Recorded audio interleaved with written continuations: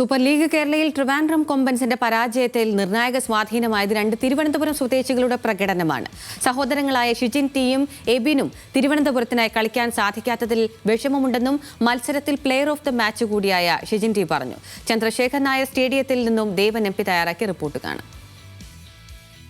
ചന്ദ്രശേഖർ സ്റ്റേഡിയത്തിലെ ആദ്യ മത്സരത്തിൽ കണ്ണൂർ വാരിയേഴ്സ് ഒരു തിളക്കമുള്ള ഒരു വിജയം തന്നെ നേടിയെന്ന് പറയാൻ കഴിയും. അത്രയ്ക്ക് ആവേശമുള്ള ഒരു മത്സരമായിരുന്നു ഉണ്ടായിരുന്നത്. മത്സരത്തിൽ നിർണായകമായിട്ടുള്ള പ്രകടനം കാഴ്ചവെച്ച രണ്ട് താരങ്ങൾ, കണ്ണൂരിൻ്റെ രണ്ട് താരങ്ങളാണ് ഇപ്പോൾ എന്നോടൊപ്പം ഉള്ളത്. രണ്ടുപേരും സഹോദരങ്ങൾ കൂടിയാണ്, തിരുവനന്തപുരംകാർ തന്നെയാണ്. എങ്ങനെയുണ്ടായിരുന്നു ഇന്നത്തെ മത്സരം?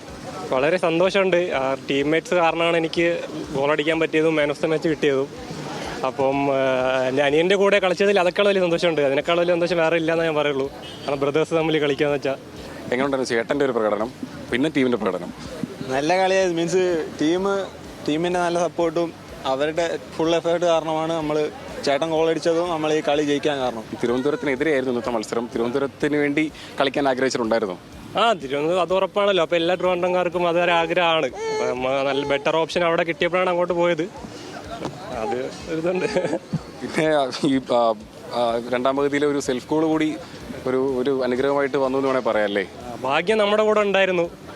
അതുകൂടെ കാരണമാണ് നമ്മൾ ജയിച്ചത്. പിന്നെ നമ്മുടെ ടീംമേറ്റ്സിൻ്റെ ഹാർഡ് വർക്ക് അത് ഓൾറെഡി അത് ഉള്ളതുകൊണ്ട് പിന്നെ ഭാഗ്യം താനേ വന്ന് ഗോളുമായി, മൂന്നാമത്തെ ഗോളുമായി. അങ്ങനെ 3 പോയിന്റ് കിട്ടി. നല്ല സന്തോഷമുണ്ട്. തിരുവനന്തപുരം കണ്ണൂരോട്ട് വരുമ്പോഴത്തേക്ക് എന്തായിരിക്കും? അവിടെ എന്തായാലും സപ്പോർട്ടേഴ്സ് ഉണ്ടാവും. അപ്പം ഇപ്പം എനിക്കറിയില്ല ട്രിവാൻഡ്രത്ത് എത്ര പേര് അങ്ങോട്ട് അവിടെ തുടരുമോ അതോ ഇനി തിരുവനന്തപുരത്തിൻ്റെ ഒരു ശക്തമായ ഒരു വെല്ലുവിളി അവിടെ കാണാൻ പറ്റുമോ?